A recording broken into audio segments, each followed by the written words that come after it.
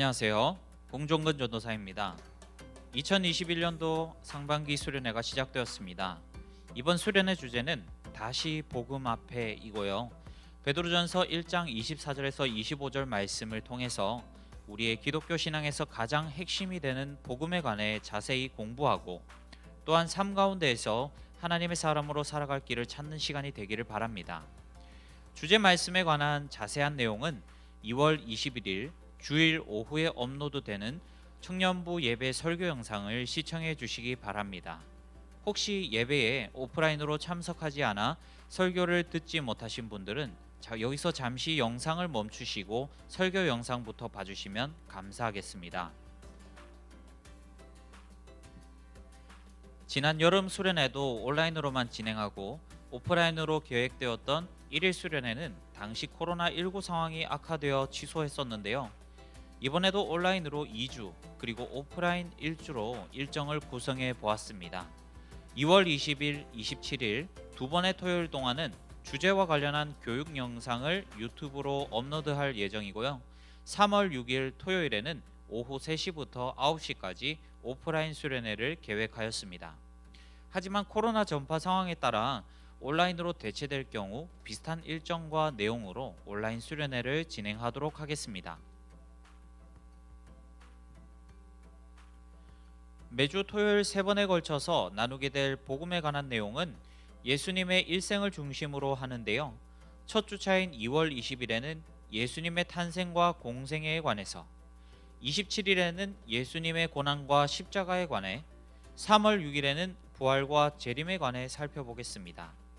사실 복음은 예수님의 일생만으로 설명할 수 있는 것은 아니지만 또한 예수님을 빼고는 이해가 될 수 없는 것이기 때문에 그 핵심인 예수님의 일생을 통해서 복음의 의미를 되새겨보도록 하겠습니다. 오늘은 예수님의 탄생 그리고 공생애에 관해 공부해보도록 하겠습니다.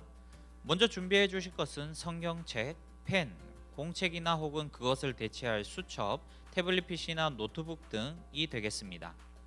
잠시 영상을 멈추시고 필요한 것들을 준비해 주시기 바랍니다.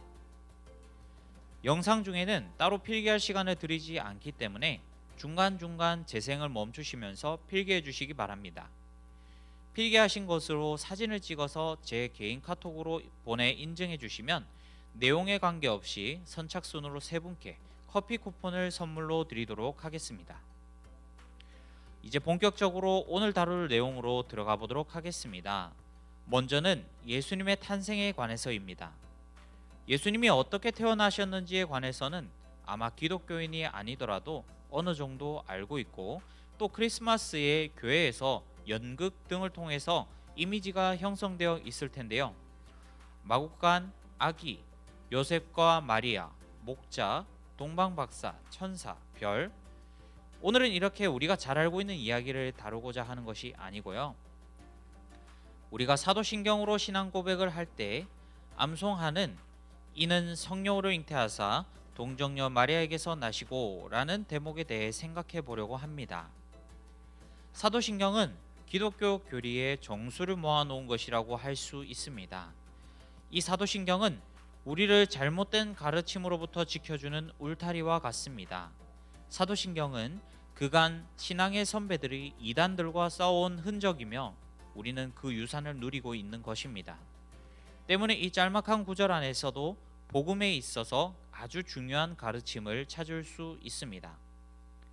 여기서 먼저 주목할 것은 동정녀입니다. 동정녀란 곧 남자와 성관계를 맺지 않은 여성을 뜻합니다. 남자와 여자의 성관계가 없으면 아기도 태어날 수가 없죠. 따라서 동정녀가 잉태한다는 것은 사실 일어날 수 없는 일인 것이죠. 하지만 마리아는 하나님의 영인 성령을 통해 예수님을 잉태하였습니다. 이것을 통해 우리는 예수님이 어떤 존재인가를 알 수 있습니다. 성령을 통하여 임신하였다라는 것은 곧 예수님께서 신적인 본성, 곧 신성을 가지고 계심을 뜻하고, 인간인 마리아를 통해 태어났다는 것은 예수님께서 인간으로서의 본성, 곧 인성을 가지고 계심을 뜻합니다. 곧 예수님께서는 하나님이시면서 또한 인간이신 것입니다. 예수님께서 인간 어머니를 통해 태어나심으로 인성을 갖게 되셨다라는 것은 어떤 의미를 가질까요? 그것은 예수님께서 우리와 마찬가지로 한 사람이시며 우리와 똑같이 이 세상 속으로 태어나셨다라는 것이죠. 그리고 우리가 언젠가 고통과 죽음을 겪듯이 그분 역시 고난과 죽음을 맛보게끔 되어 있었던 것입니다. 예수님과 우리는 같은 인간이기 때문에 서로를 동등한 존재로 여길 수 있었습니다. 그렇다면 예수님께서 성령으로 잉태되었다는 것은 어떤 의미일까요? 이것은 예수님께서 하나님의 아들이심을 나타내는 것입니다. 태어나 이 땅을 살아가다 어떤 시점에 하나님의 아들이 되신 것이 아니라 처음부터 하나님의 아들로서의 지위를 가지고 계셨다는 것이죠. 예수님은 하나님이시면서 동시에 사람이신 분이었습니다. 사도신경에서 우리가 고백한 것은 곧 예수님께서 완전한 신적인 본성과 완전한 인간적인 본성을 가지셨다는 것을 믿음을 뜻합니다. 이것이 왜 중요할까요? 그것은 만일 예수님이 이 두 가지 본성을 완전히 가지고 계시지 않는다면 우리가 예수님을 통해 구원을 받는 것이 불가능해지기 때문입니다. 만약 예수님께서 그저 인간이기만 했다면 어떻게 되었을까요? 그렇다면 예수님은 우리를 구원하는 자가 되는 것이 아니라 우리처럼 구원이 필요한 사람이 됩니다. 그저 인간일 뿐인 예수님은 우리와 마찬가지로 죄와 사망에서 자유로울 수 없습니다. 만약 그런 경우 예수님은 우리와 같이 문제 안에 있는 자가 되고 해결책이 되실 수는 없는 분이 되는 것이죠. 죄를 가진 예수님이라면 십자가를 지더라도 그것은 다른 이의 죄를 대신하는 것이 될 수 없다라는 것입니다. 예수님께서 우리의 구원자가 되시기 위해서는 우리와는 다른 근본적인 차이가 있어야 합니다. 만약 예수님께서 그저 하나님이시기만 했다면 어떻게 되었을까요? 그렇다면 예수님은 우리와 아무런 접촉점을 갖지 못하게 됩니다. 그리고 구원을 필요로 하는 우리와 아무런 관계가 없는 분이 되고 마는 것입니다. 우리와 다른 존재가 우리의 입장을 대변할 수 없고 죄에 대한 벌도 대신할 수 없게 됩니다. 그렇기 때문에 예수님께서는 하나님이신 동시에 인간이 되기 위해 성령으로 잉태하사 동정녀 마리아에게 나셔야 했던 것입니다. 완전한 하나님이시며 완전한 인간이신 존재는 예수님밖에 없습니다. 하나님과 우리 사이에는 죄라는 깊은 골짜기가 있습니다. 때문에 이 둘의 관계는 처음부터 그랬던 것은 아니지만 원수지간이 되고 말았습니다. 하지만 예수님께서는 이쪽이나 저쪽의 입장을 완전히 대변하실 수 있습니다. 서로의 대표가 되시기 때문에 완벽한 중재자가 되실 수 있는 것입니다. 예수님의 탄생은 이처럼 복음을 이해함에 있어서 핵심적인 위치를 차지하고 있는 것이죠. 이어서 예수님의 공생애에 관해 이야기를 나눠보도록 하겠습니다. 공생애란 곧 공적인 삶을 뜻하는 것이죠. 공생애는 예수님께서 30살이 되던 때부터 구원자로서 다른 이들을 위해 섬기는 공적인 삶을 사셨던 3년 반 동안의 기간을 가리킵니다. 본래 예수님께서는 갈릴리의 나사렛이라는 작은 동네에서 목수일을 생업으로 삼고 사셨습니다. 그러나 30살이 되신 이후 세례 요한에게 세례를 받으시고 40일간 광야에서 금식, 사탄의 3가지 시험을 이기신 후에 공생애가 시작됩니다. 본격적인 예수님의 공생애에 관해 이야기를 나누기 전에 그 시작에 등장하는 세례 요한에 관해 이야기를 나눠보겠습니다. 마태복음부터 요한복음에 이르기까지 그 시작 부분에 빠지지 않고 등장하는 사람이 바로 세례 요한인데요. 그에 대한 기록이 이렇게 중요하게 다뤄지는 이유는 무엇일까요? 이제 준비했던 성경책을 펴서 마가복음 1장을 펴주시기 바랍니다. 마가복음 1장 1절부터 4절까지 함께 읽어보겠습니다. 시작. 하나님의 아들 예수 그리스도의 복음의 시작이라. 선지자 이사야의 글에 보라, 내가 내 사자를 내 앞에 보내주노니 그가 내 길을 준비하리라. 광야에 외치는 자의 소리가 있어 이르되 너희는 주의 길을 준비하라 그의 오실 길을 곧게 하라 기록된 것 같이 세례 요한이 광야에 이르러 죄 사함을 받게 하는 회개 세례를 전파하니 아멘. 구원자이며 하나님 나라의 왕인 메시아가 오기 전에 사자를 보낼 것이라고 하는 이사야의 예언이 있었습니다. 유대인들은 로마의 지배 아래에서 자유를 잃고 살아가고 있었습니다. 그들은 자신들을 해방시켜줄 메시아를 기다리면서 그에 대한 예언인 이사야의 말씀이 이루어지기를 기다리고 있었습니다. 광야에 외치는 자가 나타나서 길을 준비하면 그 길을 따라 곧 메시아가 오는 것입니다. 예수님이 하나님께서 보내신 메시아라는 것을 사람들이 깨닫게 하기 위해서는 이 예언의 말씀을 따라 사자가 보내질 필요가 있었고 그가 바로 세례 요한인 것입니다.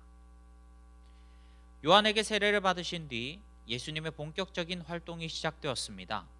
어떠한 일들을 하셨는지에 관해 마태복음 4장 말씀을 함께 읽으면서 확인해 보도록 하겠습니다. 마태복음 4장 23절입니다. 예수께서 온 갈릴리에 두루 다니사 그들의 회당에서 가르치시며 천국 복음을 전파하시며 백성 중에 모든 병과 모든 약한 것을 고치시니 아멘. 예수님께서 하신 일을 세 가지로 요약해 볼 수 있겠습니다. 성경책을 보면서 한번 여러분들이 답을 해보실까요? 지금부터 10초를 드릴 테니 답을 한번 해보시기 바랍니다.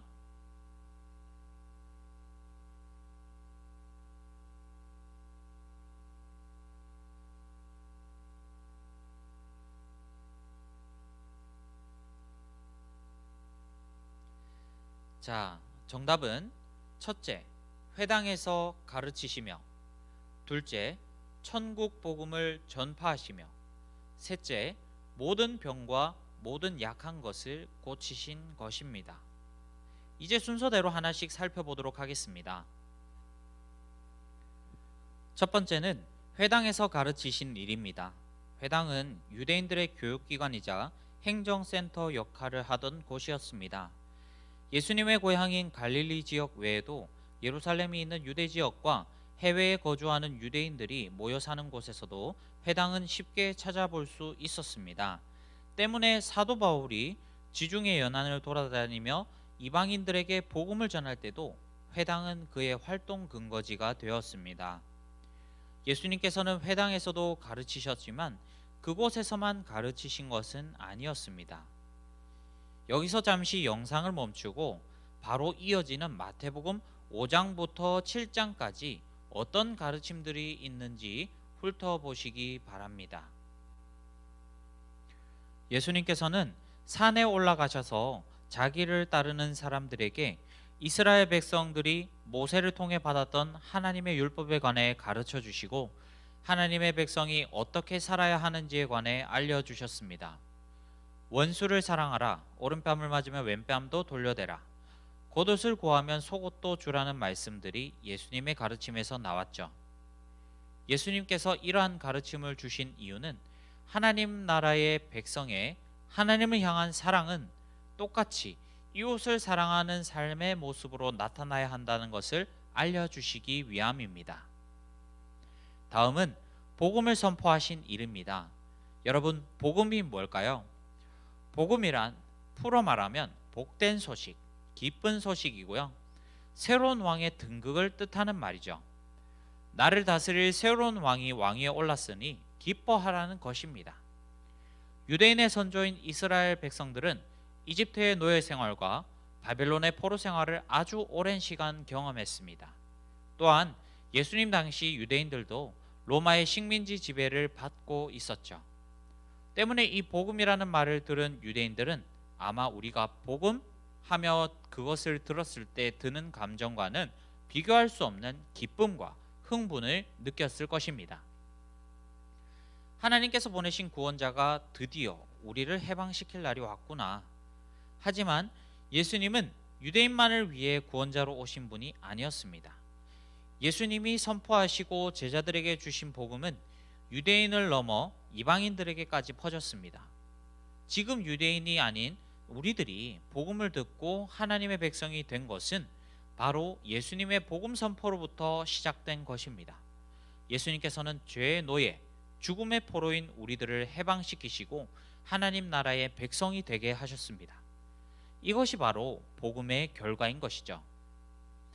다음은 모든 질병과 약한 것을 고치신 일입니다. 복음서들을 보면 예수님께서 가르치시고 복음을 선포하신 일 외에 반드시 이 치료하시고 귀신을 쫓으신 일에 대한 기록들이 나오는데요. 사실 하나님께 기도해서 병이 기적적으로 나았다는 일은 요즘도 종종 들리고는 있지만 귀신이 쫓겨나갔다라는 일은 쉽게 접하기가 어렵습니다. 그런 일들이 있기는 한가 싶기도 하고요. 뭔가 미신 같기도 합니다. 우주를 왔다 갔다 할 만큼 과학이 발달한 시대에 그다지 믿음이 안 가는 이야기들 같기도 합니다.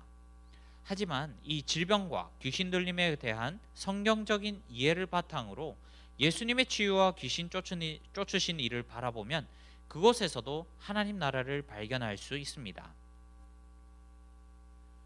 창세기를 보면 하나님께서 에덴 동산을 만드시고 사람을 살게 하셨는데요. 그곳에서 사람은 영원히 죽지 않고 부족함이나 괴로움 없이 살아갈 수 있었죠. 하지만 사람은 하나님께서 유일하게 금지하신 선악을 알게 하는 나무의 열매, 곧 선악과를 먹는 죄를 저지르고 에덴 동산에서 쫓겨나게 되었습니다. 그리고 온갖 수고와 고통, 그리고 최후에는 죽음까지 맞게 되는 벌을 받았습니다. 질병이란 곧 이 죽음을 향해 가는 과정 중의 하나입니다. 그리고 귀신 들림이란 하나님과 함께 살아가던 에덴 동산에서 추방당한 인간이 겪는 당연한 어려움입니다. 하나님의 보호를 벗어난 인간에게는 육체적인 어려움뿐만 아니라 악한 영적 존재로부터의 공격도 피할 수 없는 것이기 때문입니다.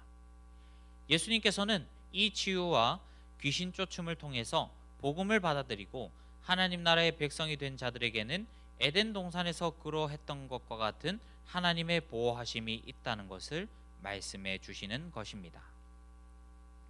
여기까지 예수님의 탄생과 공생에 대한 내용들을 살펴보았습니다. 어떠셨습니까? 조금 어려웠을 수도 있을 것 같습니다.